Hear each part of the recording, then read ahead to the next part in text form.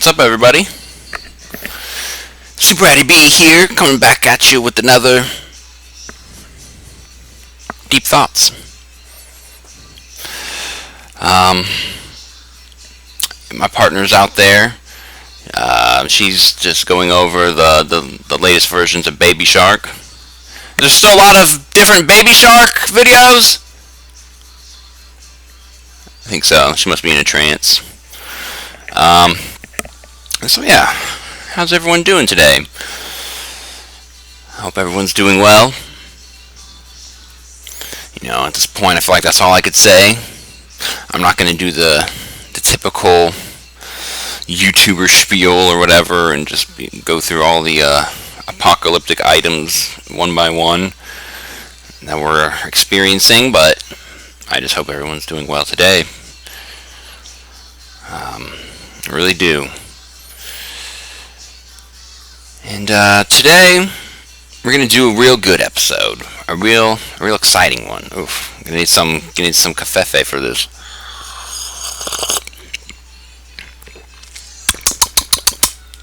You hear my Adam's apple, like.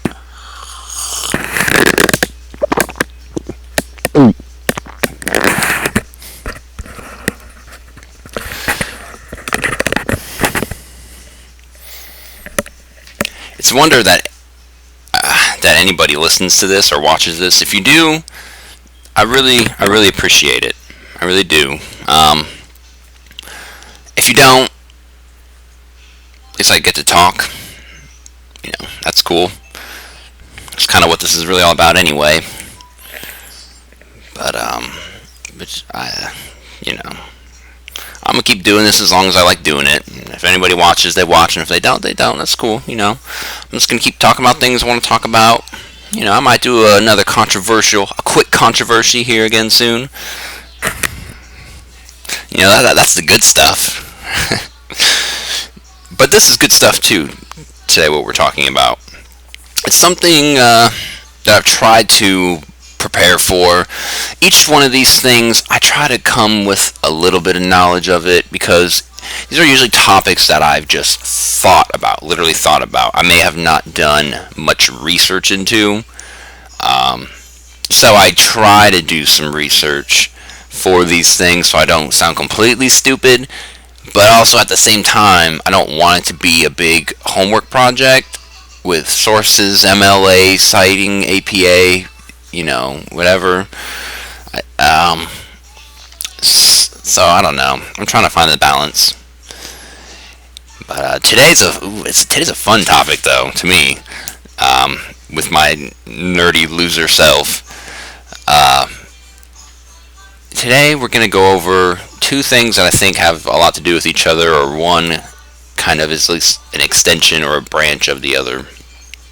That's going to be consciousness and enlightenment. Yes. So I think about this thing, consciousness, quite a lot. Especially, like I said, these last couple years to few years. I've mentioned stuff like that before, and I'll go into a little bit of why today. Why these last few years have been, I don't know, just the most, I've noticed the most change in me, and it's definitely been the most thoughtful and just most just wanting to learn as much as I can, and it's something I didn't have in school, not one bit.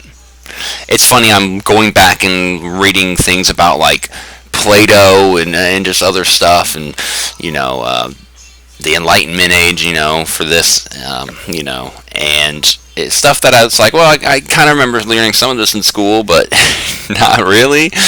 But now I'm going back and reteaching myself, I guess, or trying to relearn, and because I have an extremely huge and new interest in it all.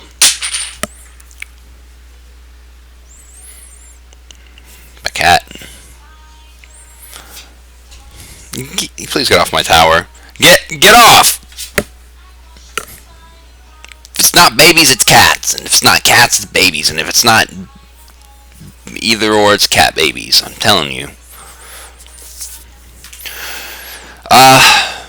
So yeah, it's so I did a little bit of research here, not a whole lot, but it was fun reading some of this stuff, and it's just, man, it just blows me away when I think about these things and these ideas, and I go back, and because I'm such a huge history person, that's one thing.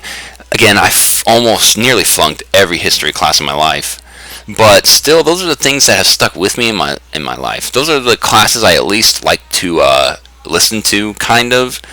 It was kind of like they were, kind of like hearing stories and stuff. I'm a big story guy. I'm a big movie person. That's why they make so many historical films. Because history, some of the stories are incredible. And the whole story of life is incredible, really. And so I always like to look at the history of these topics and things, and I'm always just blown away by how early people started thinking about these ideas and stuff, and how early on people started to think about thoughts, or how they became aware of themselves and their situations. Imagine being like one of the first human beings, and after you finally like found a way to communicate with other human beings and such, that, like, there's something weird going on. You're standing and you're seeing and you're hearing, and you clearly are having thoughts and of doing things, and you need to eat and all this other stuff. Well, I mean, that's all like the animalistic things, but the things that make us human, though, when you realize how we're different than like all the other animals pretty much on this planet, when you have that moment of awareness, imagine being just in the beginning of time when you have that awareness, you want to try to communicate that with somebody. It's probably, that's where I want to use, I don't know, a big boom in your head. Sorry, I'm dumb. I can't think of words. It's got to be profound, and you want to discuss it with maybe another person. Maybe you want to write down about it, maybe you want to make a picture out of it if you can, and record it somehow, because it's important. Man, I love it. I just love it. So, consciousness. What is it? Well, when I think of consciousness, I think of, the mind. I think of thoughts. I think of life. Human life in particular, but whether animals are as conscious as humans is still kind of like debatable, I still think, even if animals are as consciously aware as humans in a way, there's no way that there's no way that they fear certain things like humans do. I have a hard time thinking that animals know about death. That's an important thing when you realize that could really wake you up to your being, your fragile being, your existence. I think there's certain things that animals lack, but could they learn it? Maybe. I don't know. But there's no doubt that there's something very particularly different between humans and all the other species on this planet. For some reason. Whether you want to throw apes into it or not, I'm sorry, I don't think Planet of the Apes would ever happen. I'm sorry, I don't see any other species ever conquering this planet, unless it's like from outer space or something, and is equally as, able as a human being. I don't see it happening. But consciousness, by book definition, is a state of being awake and aware of one's surroundings.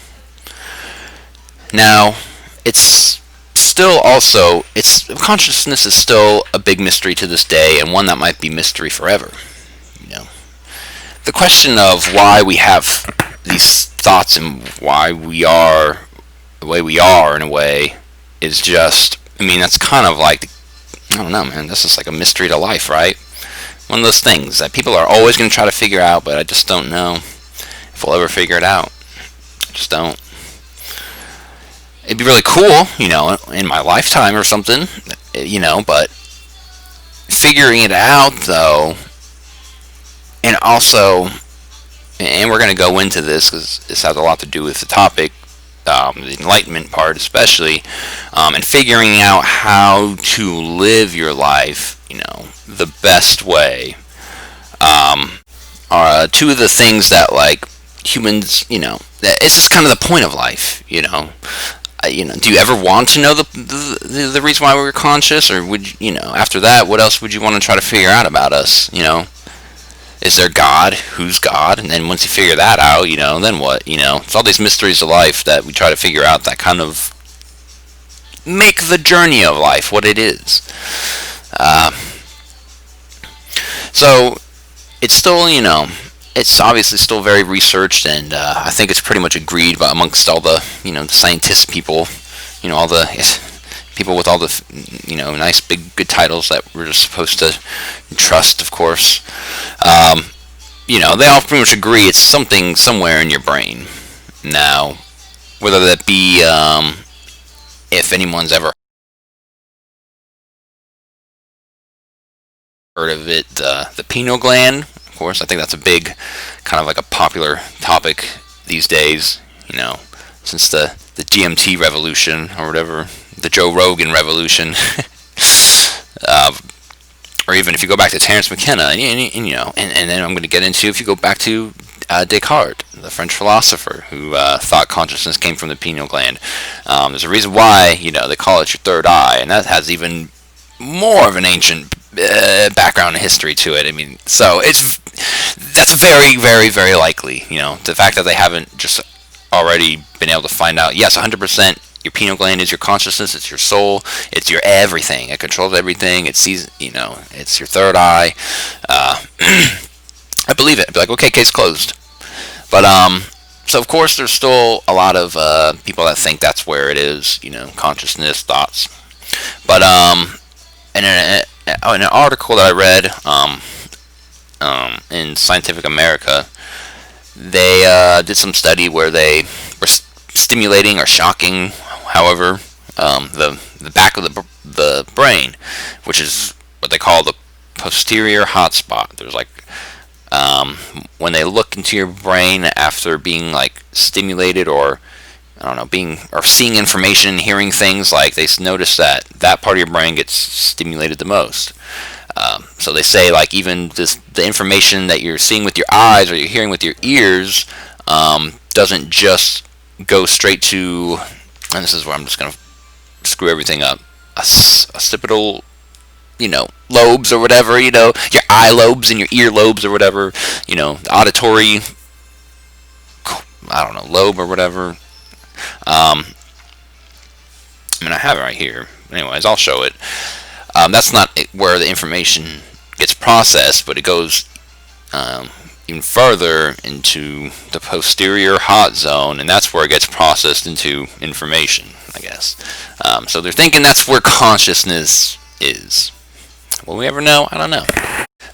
Yeah, you have the primary visual cortex back there in the occipital lobe. I'm not that stupid. I'm pretty dumb. In the parietal lobe, and that's where, I don't know, in between there is where they see the most, I don't know, activity. It lights up when you're processing information, and as well as when it was getting zapped and during their experiment.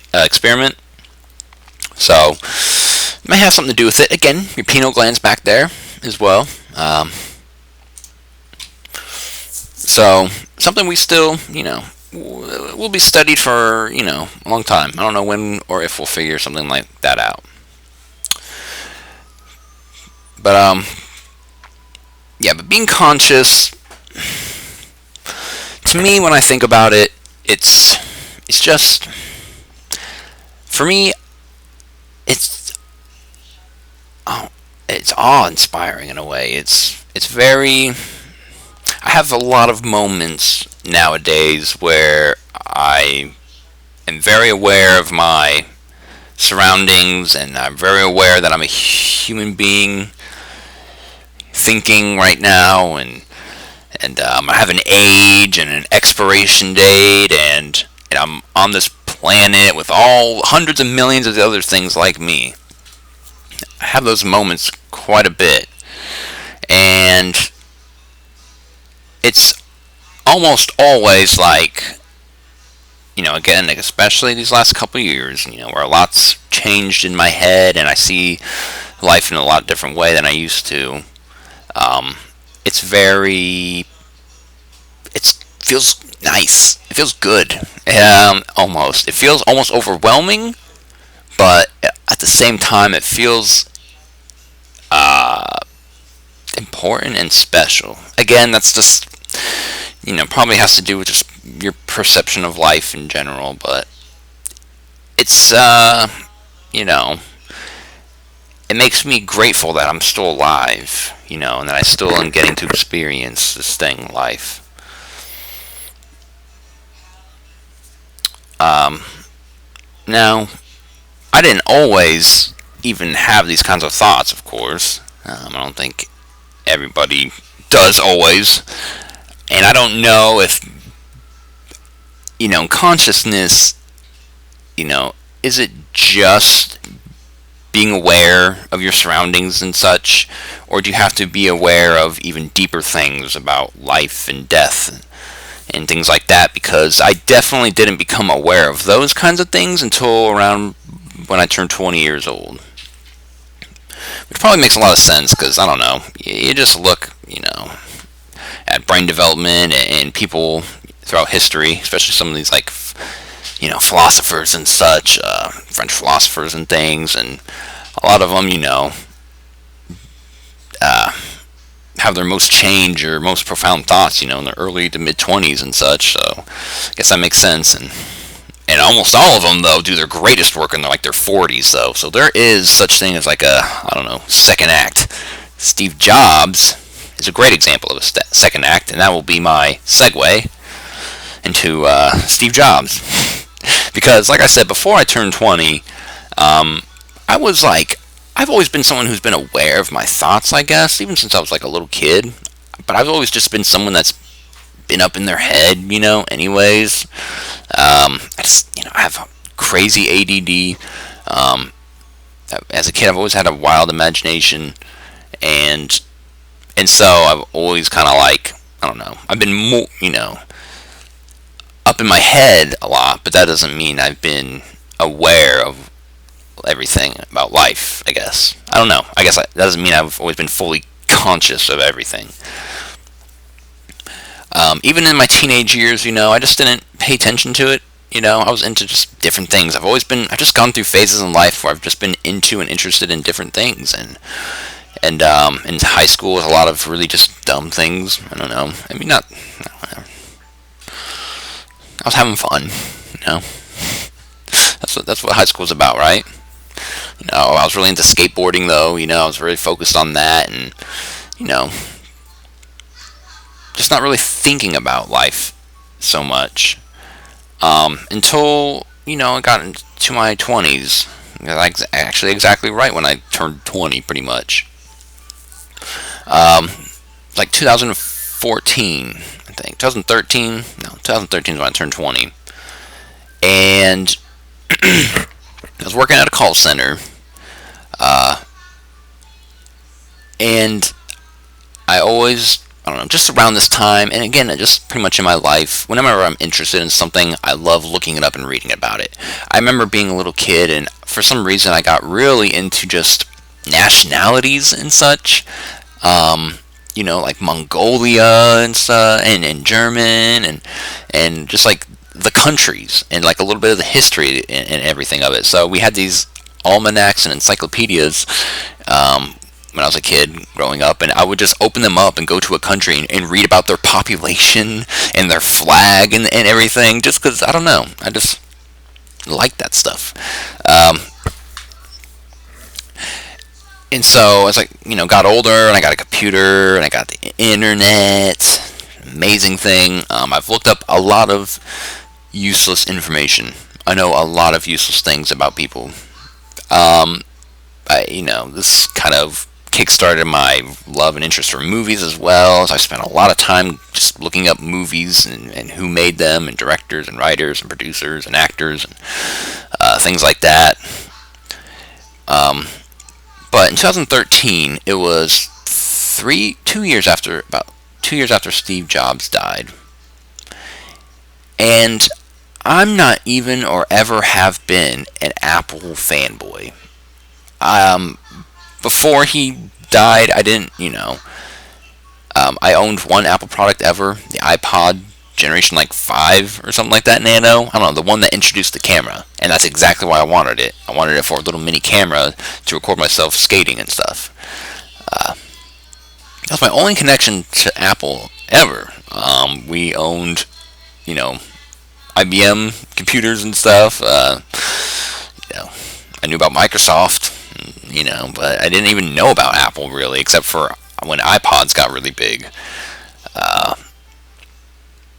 but after he died, though, I remember when he died, and it took up the news quite a bit.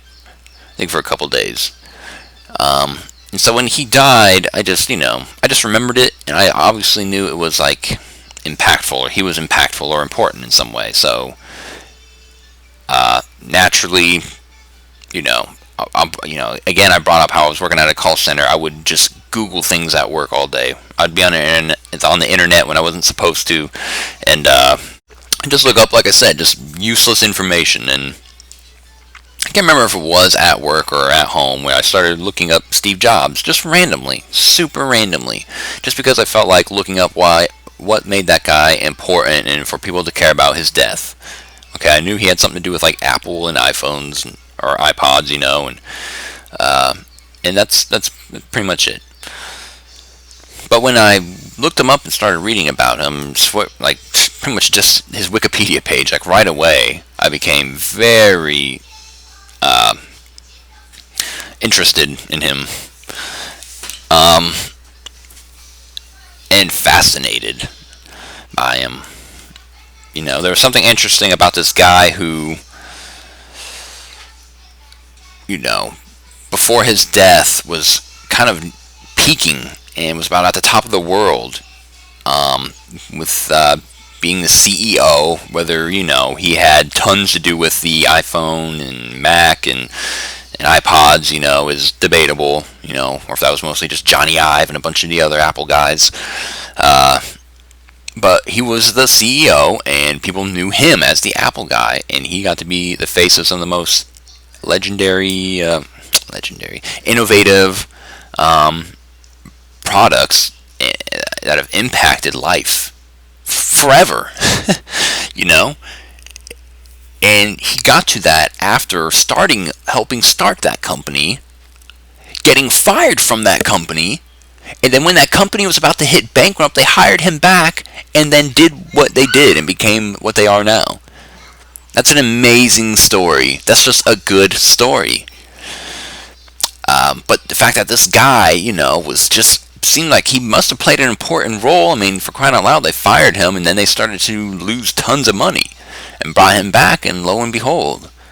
And then not only that, like I said, when they're peaking, and I don't know what it's like to be that successful or that to feel like you're that important, I guess, in a way, or that you're making something that's very important for the world. I have no idea what that would be like. But I imagine you feel pretty unstoppable at the moment, or a little invincible maybe. And this dude gets cut short from pancreatic cancer. How humanizing, it just shows you, like, you're never invincible, man, no matter how well you're doing in life. Things like that can get you anytime. That's always just, it hit me hard, man. That stuck with me, and reading that little Wikipedia page of that information just shot me into just a 2-year obsession of the guy. I read 2 books, tons of articles on him, tons of interviews. I watched tons of his interviews throughout his whole life, from the beginning of Apple to the end of Apple. I've watched all of his stage presentations, presenting all the Apple products over the years. Who made that a thing in the first place, presenting a product like that, like it's a big announcement, like this big thing. He always made things a big show. Anyways, I could do a whole thing about Steve Jobs. But when I started reading about him and finding certain interviews about him, the way he thought about life was very inspiring. And it really woke me up in a way to what human beings are capable of doing. He, you know, again, I could talk about him all day, but, the story goes, as by Steve Jobs, that he thought about Apple and stuff and computers and technology in the future from an acid trip. Whether that's true or not, we just have his word to take for it. But he had obviously some kind of awakening moment where he knew the capabilities of computers and technologies from just the 60s, or whatever this was, 60s, it was like early 60s, and what a crazy thought to have back then. And you look at, like I said, and just the way he speaks throughout the rest of his life, he really talks about just how, like, you can really change things and affect things. And in fact, I've got to show it. It's one of the most inspiring things I've ever seen in my life. It's a bearded Steve Jobs after he got fired from Apple, and he was at a different made a different company called Next Computers. And he said this. He said, I'll paraphrase it here in case I can't put the video up, but that basically, life is something that, is made up of people that are no smarter than you. Anybody can change it, and he said something like, life is something that you can poke your hand through and something can pop out on the other side. You can manipulate it, you can mold it and shape it, and you can create something that could affect things forever. Again, I'm paraphrasing, but that's what I got from that. And he said, once you realize that, you'll never be the same again. And boy, let me tell you, I can only speak for myself, but when I realized that, when this was all, literally this everything, our rules, our things that we have, everything is made up by me's, a bunch of me's in a way. I could be doing the same things, and of course, with such an inspiring and motivational thought that is, and I do believe it's true, I do believe there are people in power and forces that do prevent human beings from becoming or living their full potential right now. That is, I think, a very, also something to keep in mind. Are all things that I try to think about and keep in mind as I'm on this path to figuring things out. Okay, so I'm taking way too long. We got to get through this thing. So let me check on my daughter. Okay, and we're back. Yeah, I came back to notice that the video had stopped recording. I got all the audio still, but my video stopped recording at like 11 minutes, so I have like 20 minutes of audio with no video now. That's the problem with recording on your iPhone and not having it facing with the front camera, and then getting a phone call that stops your video and you don't realize it because you're just dumb and rambling. And yeah, oops. I'm keeping that audio though, and I'll just put a picture of my dumb face or something on it, or other pictures or something. We do need to get through this thing though, so anyways, I don't even know where I left off. But so yeah, Steve Jobs and all this. So that was a real moment where, I feel like I became more conscious, and ever since, I started thinking those things, I started pursuing certain goals in my life because I had this, because I felt like I was this, I was a human being, and that's what human beings are meant for coming up with goals and conquering their goals, and they can achieve anything, and so I set out to be a filmmaker. Am I one? Not really, but I'm still trying, kind of. I'm still trying. Anyways, but ever since then, that's when my thoughts really just kind of I don't know, spiraled out of control. I mean, just things got deeper and deeper, and I just started. Amicia, not putting stuff in the fan. Stop. Golly, never gonna finish this.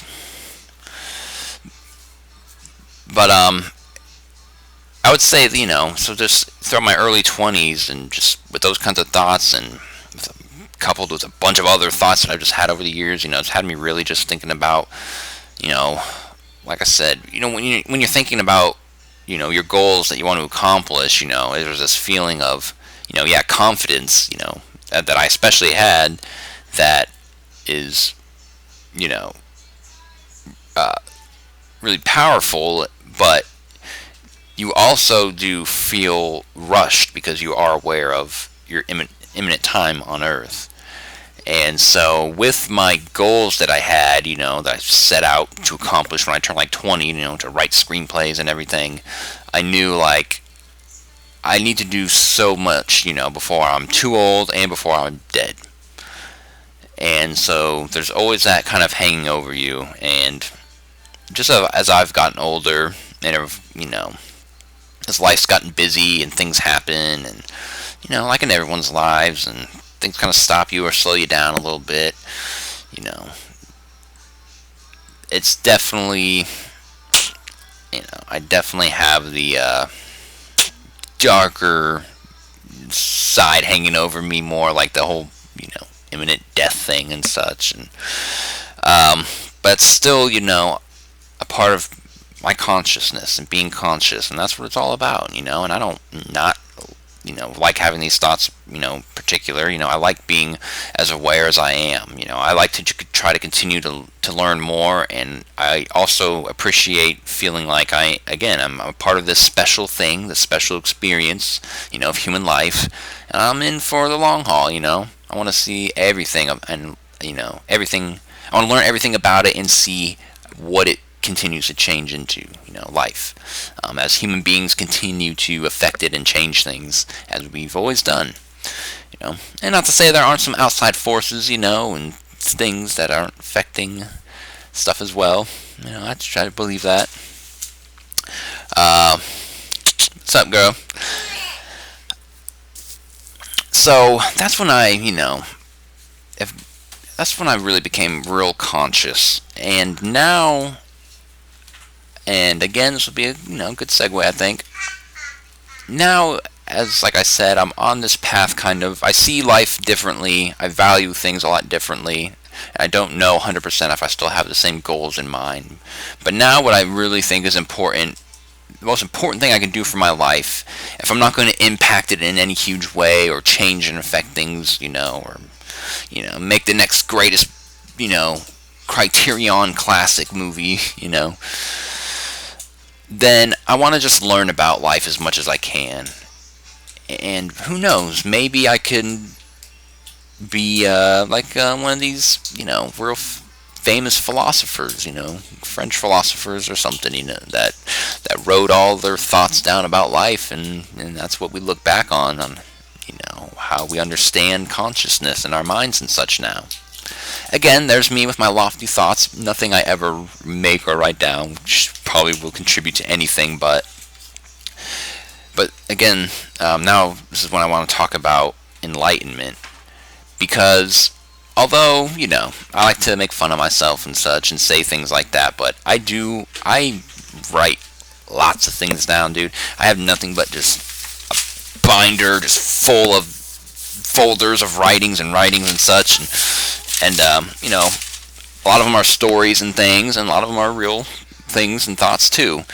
And that's, as I've learned about the past in our history more and more, and boy, is it an interesting one. It's so good, it's so fascinating, so good, man. I'm telling you, look back at our ancestors, all of them from all lands. I'm telling you, these people already had so much figured out.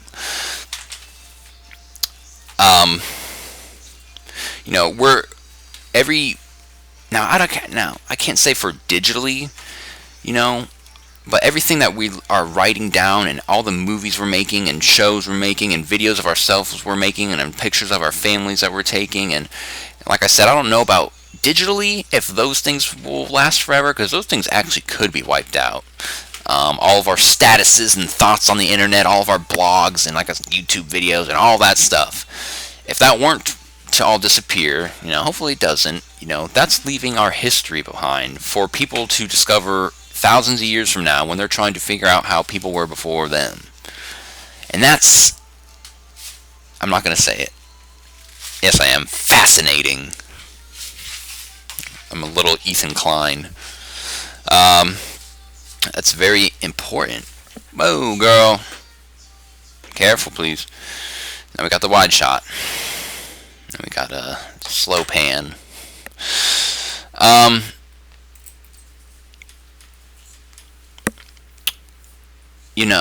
But especially everything, and like I said, I still write on notebook to this day. Pen on paper, boy. That's so important. To write things down, for people to discover maybe in the near future, not near future, the long distant future. Because that's what people before us did, and that's all our teachings and things we learn and the things that we're taught in school and such, especially when it comes to philosophy and thought and the study of the mind and everything.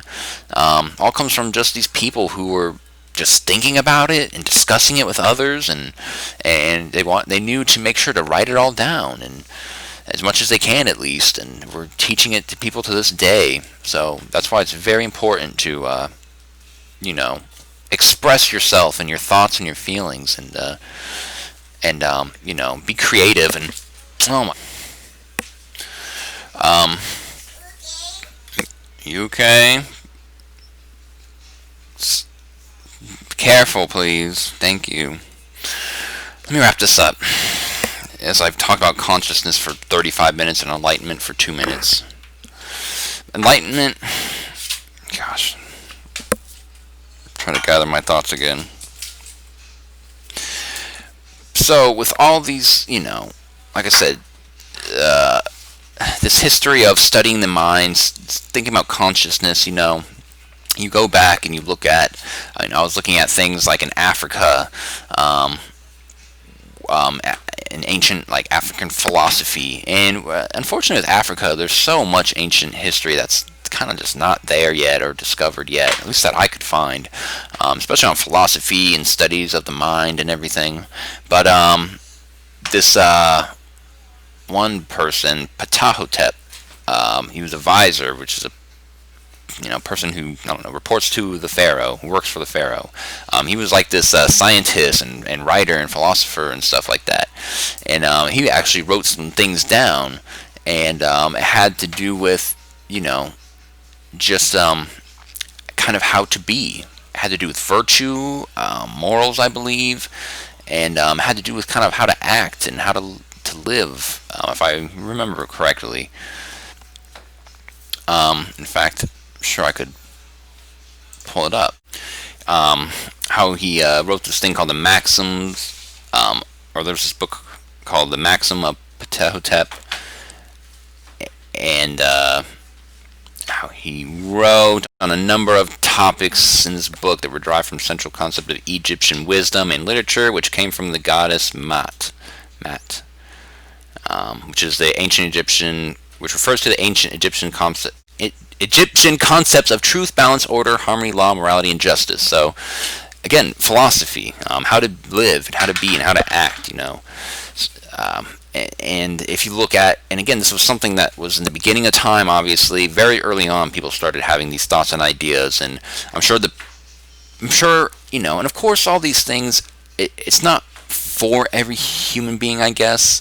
Not every human needs to have these thoughts necessarily or be interested in these things, but no doubt when somebody's having these thoughts and they're telling like the king, hey, I feel this way, people should tell the truth.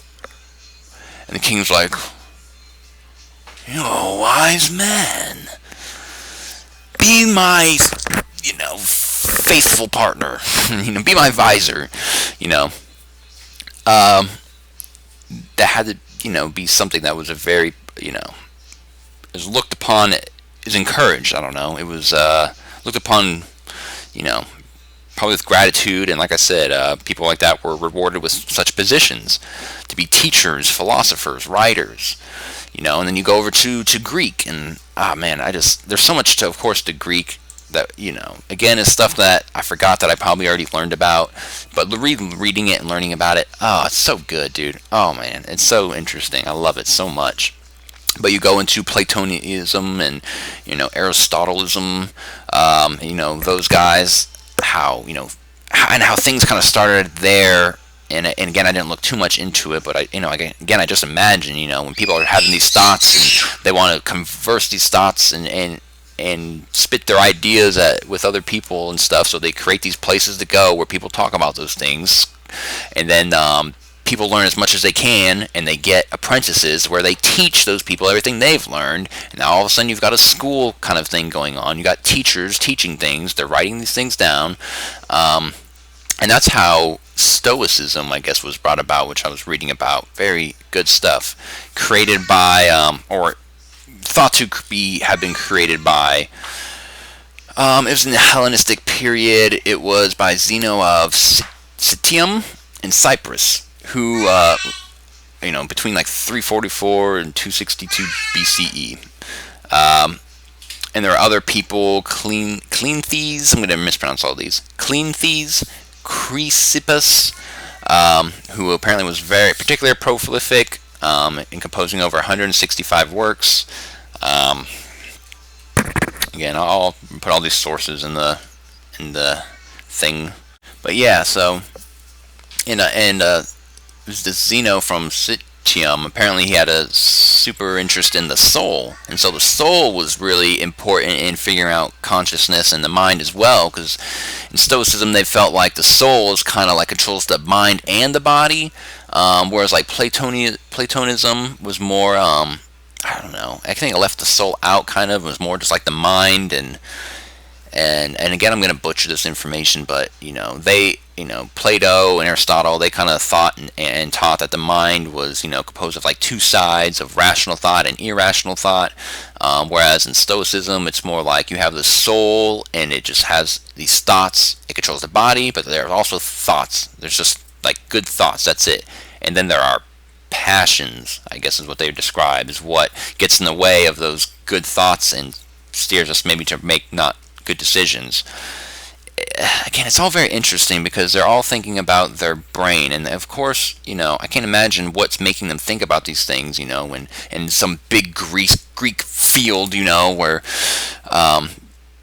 they even went in so depth to think about, again, that they have rational thoughts and irrational thoughts. They knew that, hey, I like this food. I really like this kind of food, but it's fatty and bad for me, and I shouldn't eat it. Why do I want to eat it when I shouldn't want to eat it? That was like their thinking, and that's so primitive, but it's also so like, of course that's how it's got to start, Those have got to be your first thoughts in the beginning of like time and stuff, like, I want to do this thing, but I know it bad for me. Why am I conflicted, That's fascinating to me. That's so interesting. So you have all this early study on the mind and consciousness and the soul and why we are what we are and why we think how we think, and then that kind of goes into, like I said, becoming enlightened, which having or showing a rational, modern, well-informed outlook. That's the definition of enlightened. But and I'm going to steer towards now Eastern culture like Asia and in Buddhism, enlightenment is a very, very early on thing. No!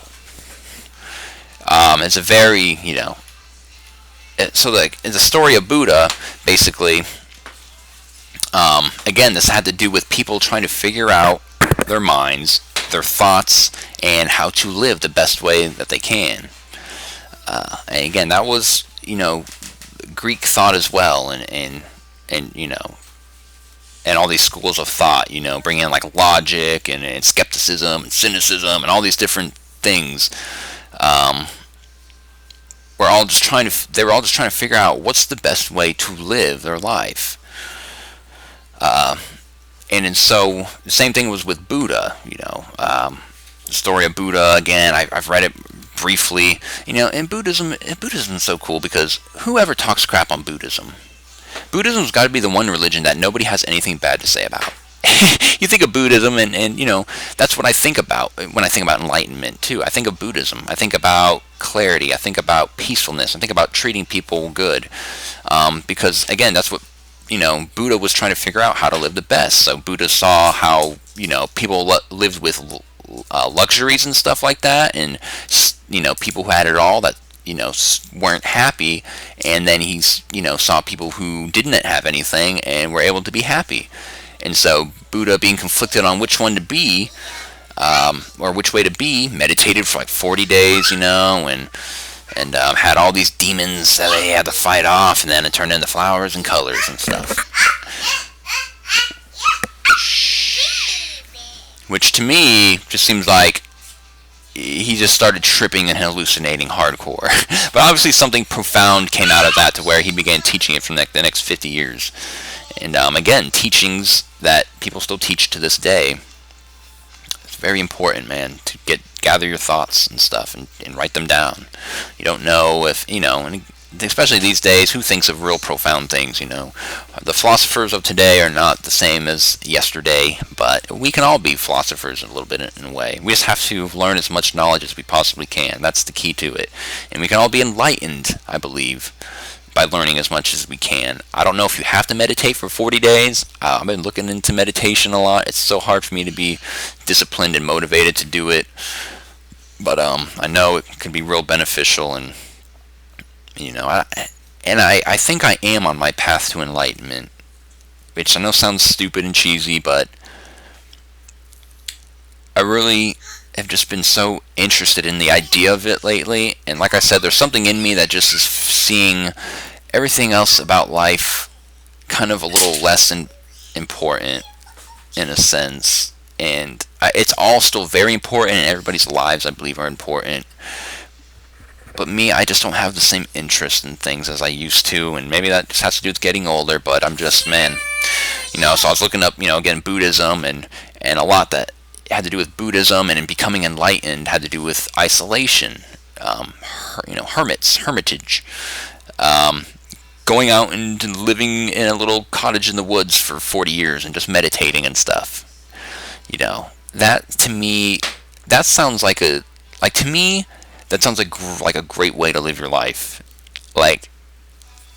Part of me would, in another time, would love to do that. I had to have been a hermit another time, man, because I like being left alone. I like just thinking about things and stuff, and I don't know. But the problem is, I'm so not disciplined, and I indulge in so many bad habits and stuff. I feel like that would be so good for me, because I struggle so much with trying to figure out how to live my life.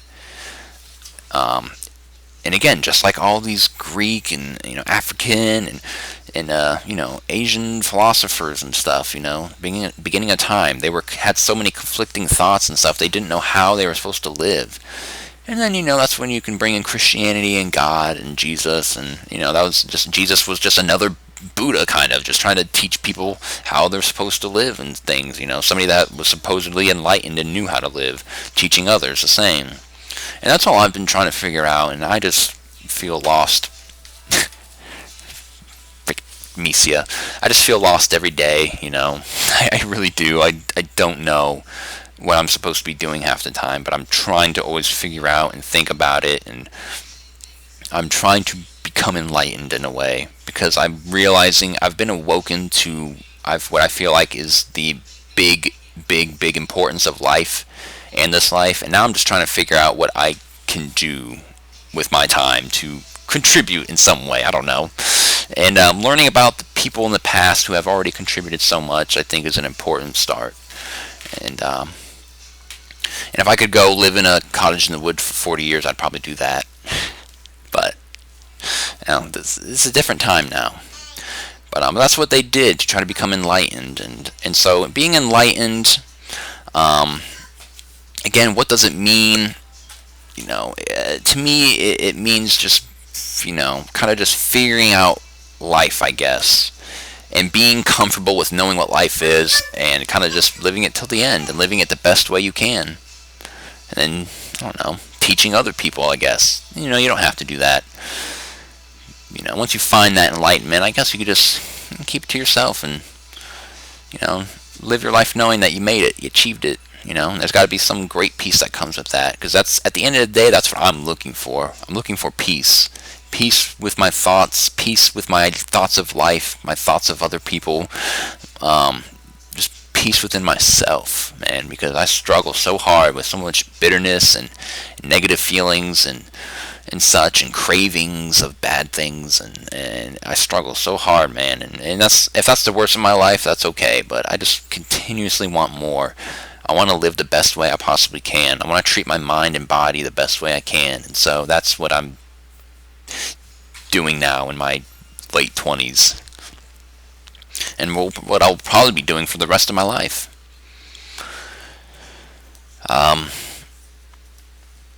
So, and then we can get to the Enlightenment age, of course, because that's what we're taught a lot about when it comes to enlightenment, and what our ideas of what enlightenment are now kind of stem from, 16th, 17th, 18th century European thoughts. Even though there's so much more to it that you should look into. But this stuff is real good too.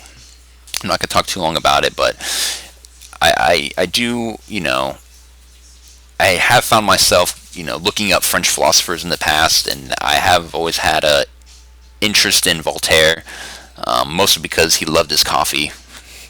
The dude supposedly drank several cups a day. His myth kind of gets mixed up with, I think Mozart's, though, or is it Bach? One of them, maybe Bach, supposedly drank like 40 cups a day, but some people say Voltaire drank 40 to 50 cups a day. Maybe they both did, I don't know. They were just drinking tons of coffee and thinking about tons of crap and writing it all down and stuff, and rebelling against the government. I'm telling you, coffee started the revolution, man. I'm telling you. Everyone was all hopped up on all that caffeine, and they're just like, F the government! But I mean, seriously, the Enlightenment did lead to the revolution, though. And I like looking back at these philosophers because, I mean, they have such just amazing quotes.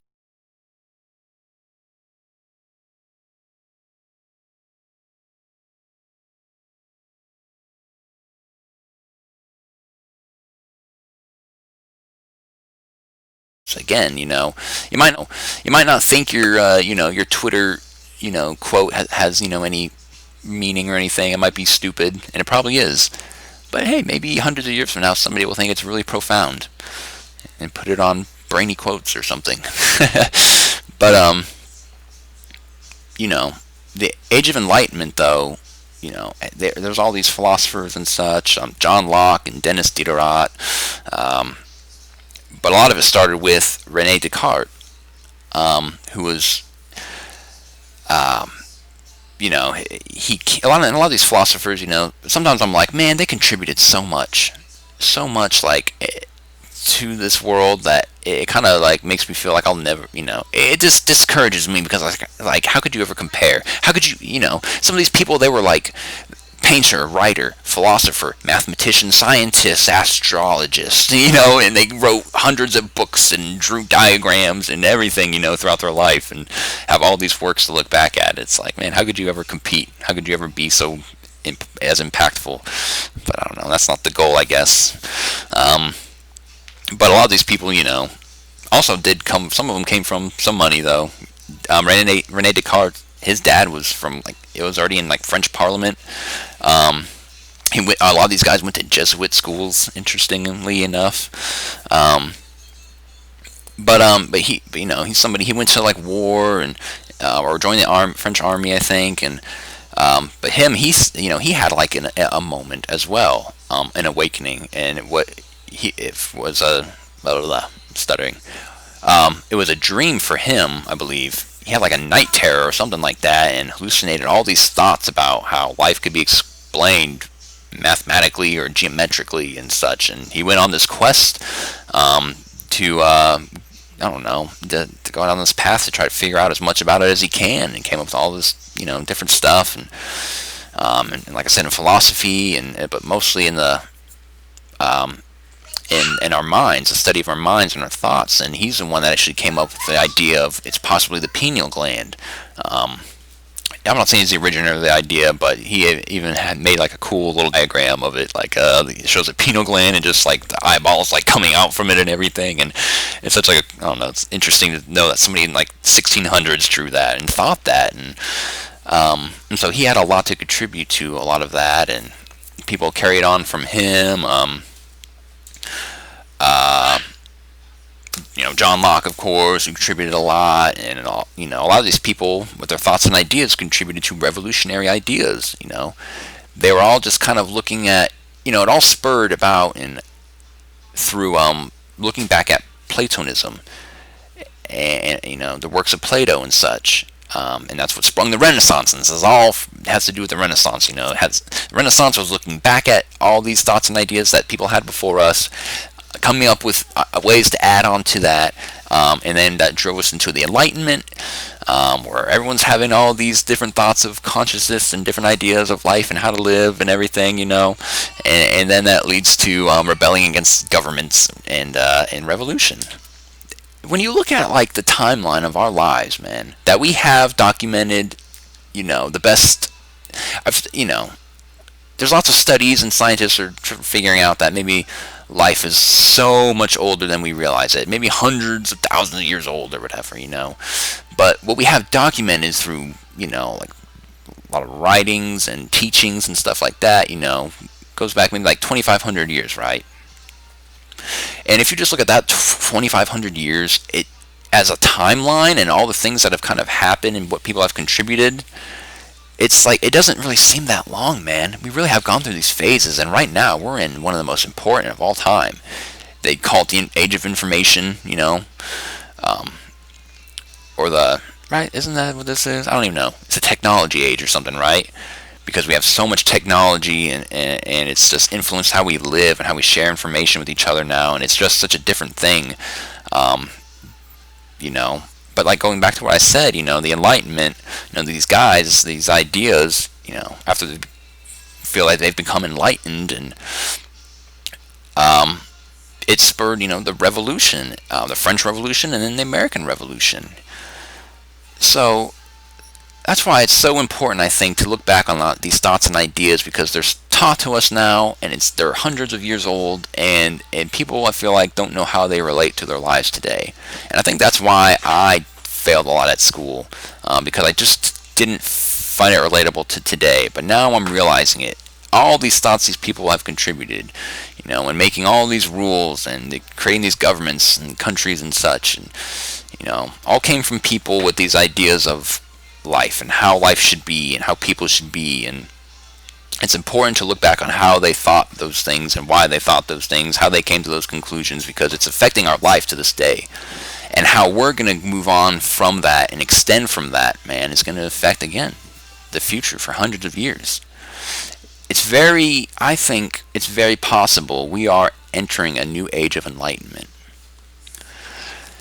Folks, there's more information out there than we know to even do with. And it's hard to discern fact from fiction sometimes, but that's why you should just consume as much of it as possible.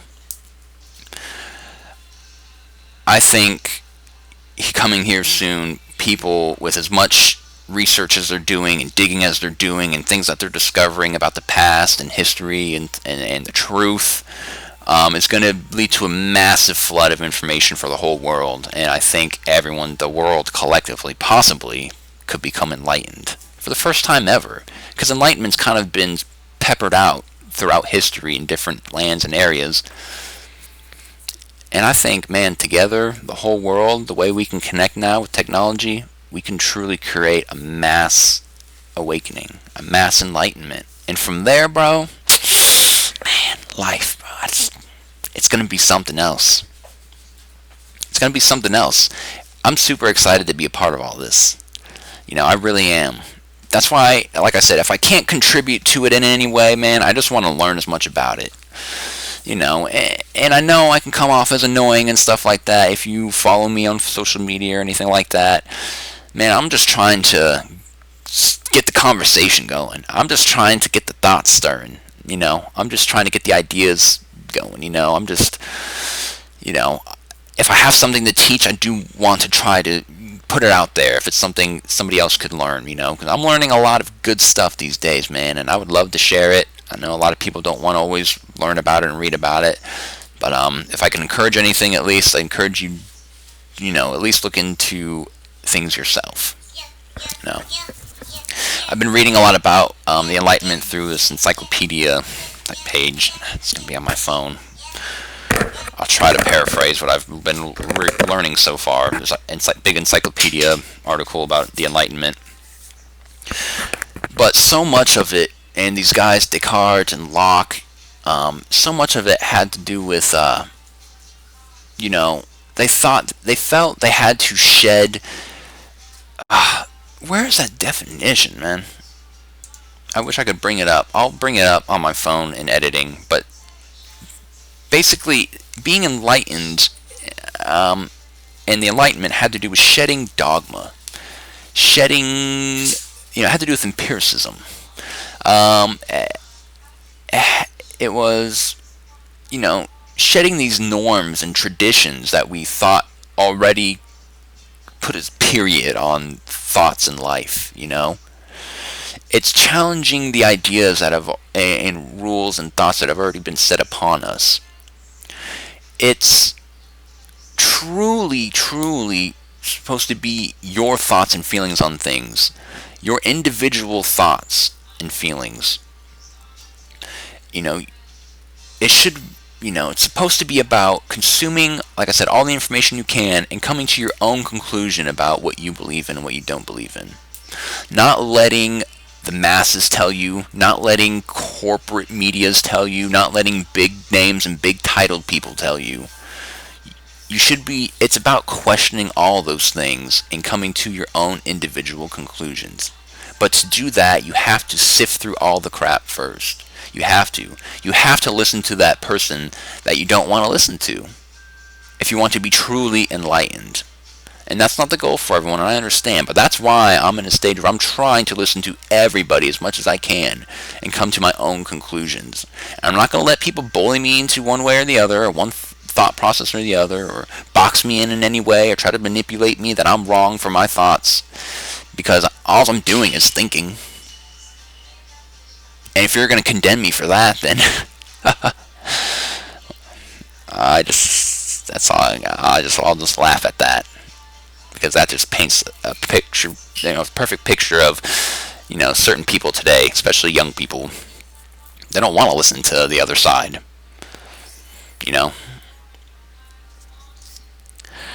But if you want to truly become enlightened, at least with this, European age, Enlightenment age line of thinking, which again spurred government rebellion and revolution, which seems like a lot of people want right now, then you got to be enlightened, and you got to make sure you're figuring out the truth for yourself. That's the only way we're ever going to even get close to any kind of change or revolution, folks.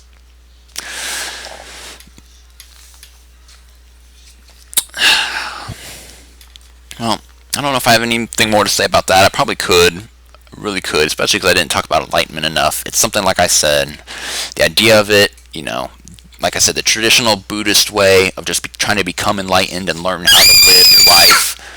And then, of course, when you look at the Enlightenment age in Europe and in the last few hundred years that spurred like the revolution, is just branching off of all that.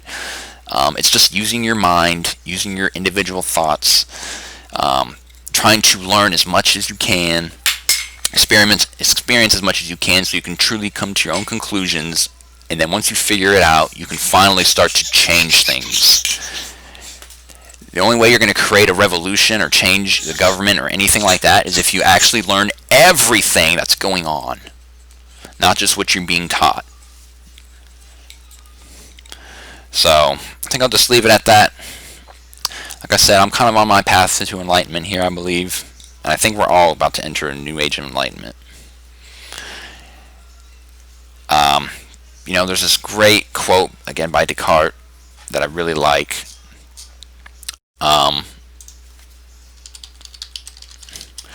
that he kind of figured out early on.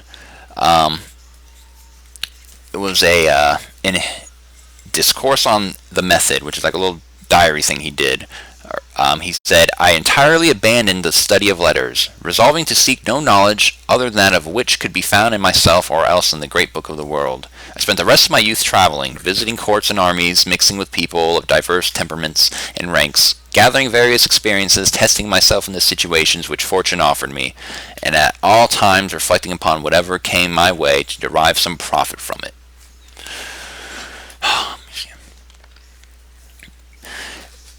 Like I said, today we live in a different time. We're not all also able to just pick up or drop our lives and just travel the world and experience things. Some people do, and I think that's really the key to, also becoming enlightened and learning the most about life. Steve Jobs did it, and a lot of people do it, again, on their path to enlightenment. A lot of people like to travel to India and meditate and things like that. But just traveling the world and trying to experience all cultures. If I had all the money in the world, that's what I would do. I would travel to all cultures and try to experience everything I can, all facets of life, even the poorest parts of cities and the richest parts of cities, and then come to my own conclusions on life and how to live. But for now, I'll just read a bunch of stuff on the internet. I think that's it for now, guys. This is a long one. It's going to take some editing. Love y'all. Until next time, think for yourselves, research for yourselves. It's a crazy time to be alive, but I think it's a real wonderful time. All right. We'll see you guys.